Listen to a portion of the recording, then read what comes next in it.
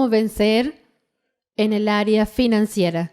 Y el subtítulo es Redimidos de la maldición.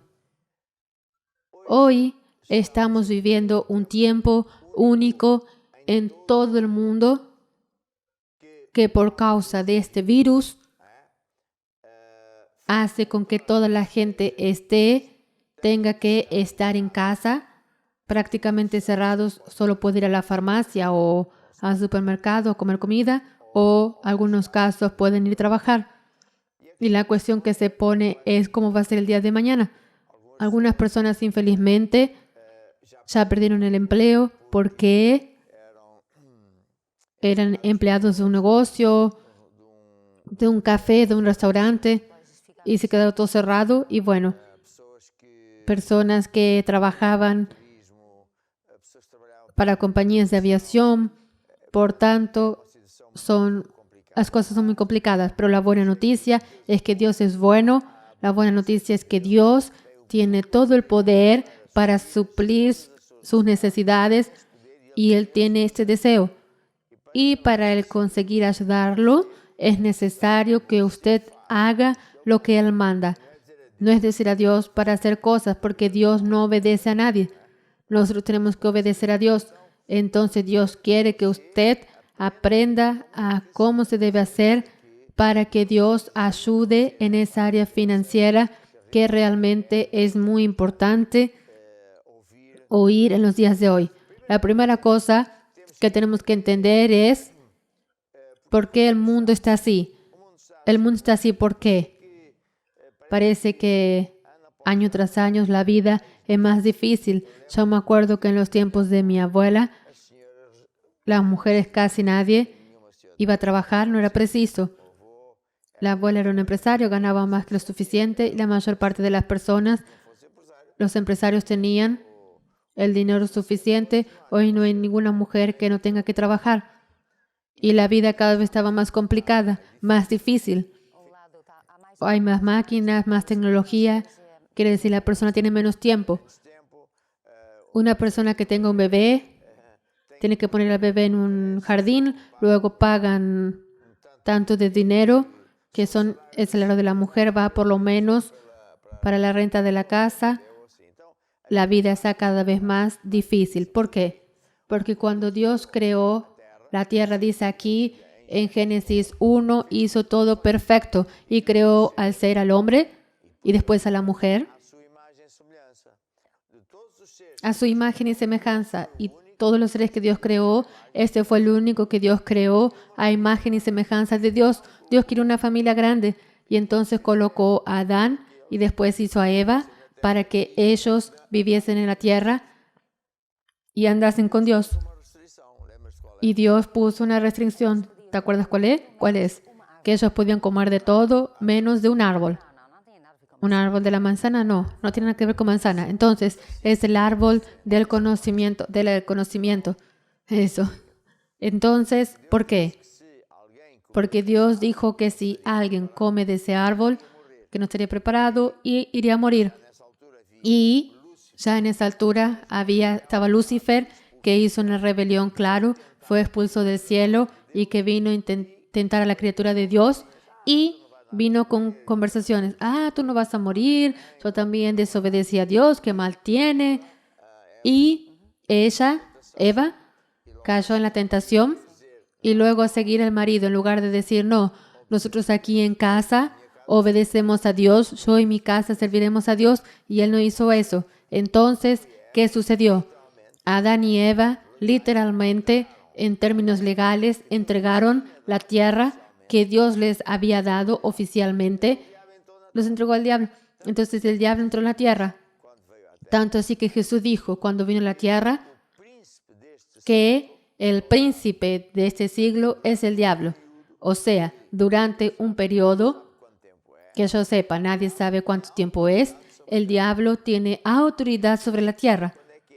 Yo pienso que sé cuándo es y determina. Cuando Dios decida, solo Dios el Padre es quien sabe, terminar con ese mundo, hacer nuevos cielos y nueva tierra, y hasta allí toda persona que nace en este planeta, nace en un planeta que está gobernado por el diablo, lleno de maldiciones, lleno de todas enfermedades. Dios dijo luego, porque tú hiciste esto y esto, te quedas sin, ¿cómo se llamaba aquel árbol?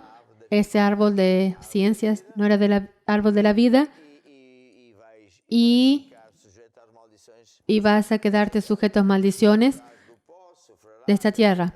Comerás del polvo, sufrirás, etcétera, etcétera. Bien, ¿qué sucede? Sucede eso mismo. Eso que vivimos hoy, es lo que vivimos hoy. A medida que los años fueron pasando, Dios todavía intentó por diversas veces salvar a las personas, haciendo con que ellas anden con Dios y no se aparten. Pero las personas acaban siempre por ser orgullosas, inventan sus propios mecanismos, sus leyes, sus políticas, su religión, poniendo a Dios aparte. Y entonces nos encontramos hoy en un momento así. En verdad, las señales del fin del mundo cada vez se muestran más y por tanto va a ser uno de estos días que Dios, el Padre, porque Jesús no sabe cuándo, va a acabar con todo esto, va a comenzar nuevos cielos y nueva tierra. Y quien hubiera decidido hacer de Jesús su Salvador, será salvo para siempre. Cuando no, va a vivir condenado para siempre, porque todos vamos a prestar cuentas al juez eterno, juicio final, y nadie es el justo, nadie es perfecto si fallamos, pero aquel que tuviera a Jesús tiene un sustituto. Muy bien. Entonces la tierra está debajo de maldiciones. ¿Qué sucede? Cuando una persona entrega su vida a Jesús, ella se queda como una nueva criatura. Por fuera queda por igual, pero por dentro es hecho, como la Biblia dice, una nueva criatura, un hijo de Dios, una persona diferente por dentro, que pasa a tener derecho a varias cosas. Primero, protección de Dios. Segundo, bendiciones de Dios. Y una de las cosas que sucede exactamente es esto. Él sale de la zona de maldición.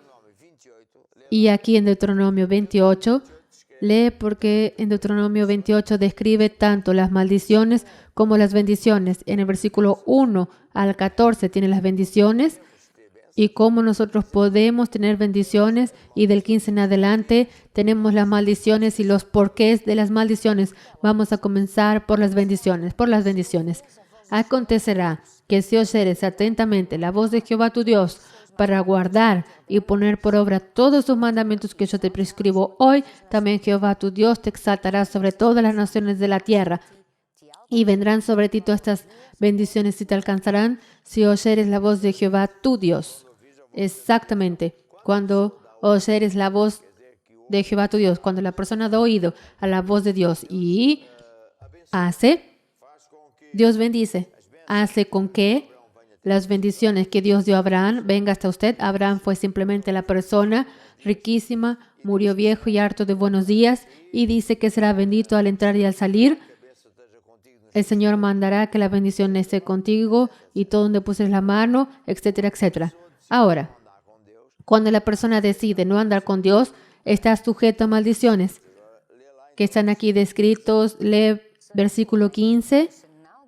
Pero acontecerá, si no oyeres la voz de Jehová tu Dios, para procurar cumplir todos sus mandamientos y sus estatutos que yo te intimo hoy, que vendrán sobre ti todas estas maldiciones y te alcanzarán.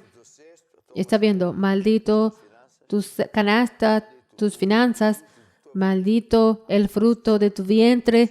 Hay muchas personas que tienen, señoras, que tienen problemas de señoras y de bebés, etcétera. En fin, en lugar de lluvia, los enemigos quedarán por encima y muchas otras cosas que suceden en los días de hoy. Yo me acuerdo cuando leí esto por primera vez, me quedé asustado y vi que era un retrato de lo que se pasa, y ahora que ya conozco la Biblia, ya hace bastantes años, cada vez veo que esto es más prominente, más fuerte. Bien. Y Dios dijo que todo esto va a suceder porque la persona no quiere saber de Dios, anda en los caminos, etcétera, etcétera. Esta es la verdad. Ahora, cuando la persona decide andar con Dios, Él tiene un sustituto, que es Jesús, que vino no solo para darnos vida eterna, sino para ayudarnos en todas las áreas de nuestra vida. Y por eso cuando Él fue a la cruz y fue chicoteado, dice que fue la paga para que pudiésemos ser sanos, para clavar nuestra pobreza, etcétera, etcétera. Y así dice en Colosenses 1:12 que Jesús nos libertó del poder de las tinieblas y nos transportó en el reino de Dios. Cuando la persona entrega la vida a Jesús, Él comienza a estar al gobierno de este mundo, a las leyes del diablo, las maldiciones, y pasa a estar, Él cambia de gobierno. Tuvo un rey y pasó por otro rey que es Jesús. Este rey Jesús no precisa de terreno. Los judíos pensaban que Jesús venía para conquistar a los romanos y de hacer de ellos los dueños de todo esto. No es nada de eso. Implantan su reino, a su gobierno aquí, porque esta tierra son 2 días. Y lo que importa es para dónde vamos a vivir para siempre. Y entonces, ¿qué más Jesús dijo? Que Jesús vino para destruir las obras del diablo. El diablo es que vino para matar, robar y destruir, pero Jesús vino para destruir las obras del diablo. Pobreza, problemas financieros, enfermedades, infidelidad. Hay un pasaje bíblico que viene en 2 de Corintios 8:9 que es muy importante, que tiene que ver con la parte financiera. Dice así: porque ya conocéis la gracia de nuestro Señor Jesucristo, por amor de vosotros se hizo pobre, para que su pobreza enriquecéis. Otra vez, ya conocéis la gracia de nuestro Señor Jesucristo, que siendo rico, por amor de vosotros se hizo pobre, para que por su pobreza seáis ricos. Entonces, vea bien, mucha gente, porque no sabe mejor, hace ciertos rituales, sacrificios, sube montañas, escaleras, se lastima a sí propio porque está sufriendo por amor a Jesucristo. Por amor a Jesucristo es perder tiempo, porque Jesús no precisa que usted haga nada de eso, porque Él es quien sufrió por amor a usted.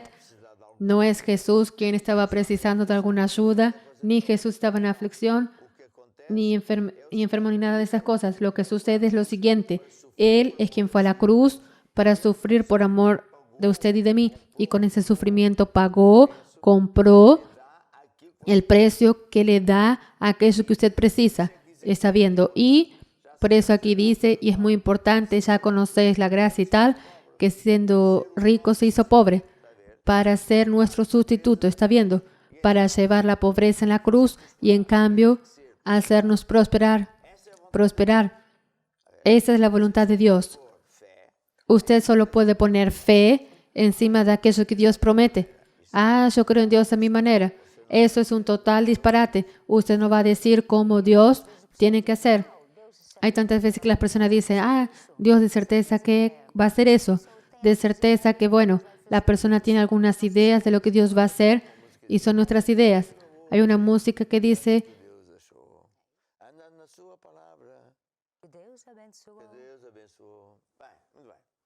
bien, muy bien. Entonces, esta es la palabra de Dios.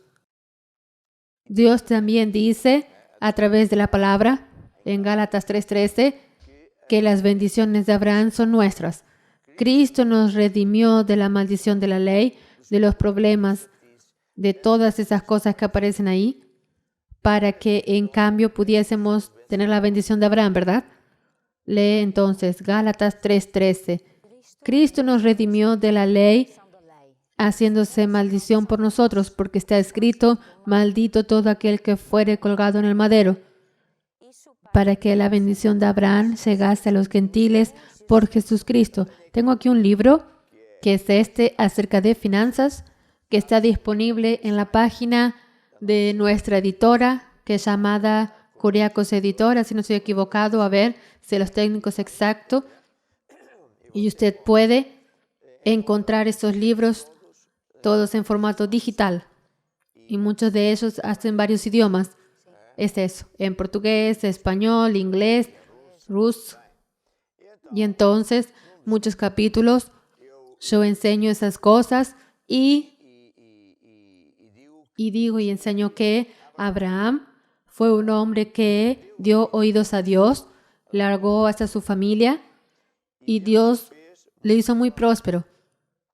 Y por eso la Biblia dice que él era muy rico en plata, en ganado, oro y todo.